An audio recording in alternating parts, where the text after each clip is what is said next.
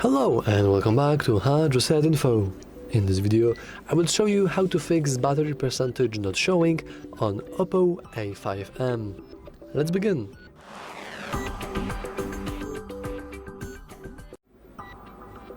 First, go into settings. Then you want to scroll down a little and head into notifications and quick settings. Now click status bar, and here we have battery percentage. As you can see, we can click it and make it so we not only do not show, but we can show it inside battery icon or outside it. It's completely up to you how you want to see your battery percentage. I will go with inside battery icon since I pretty like it.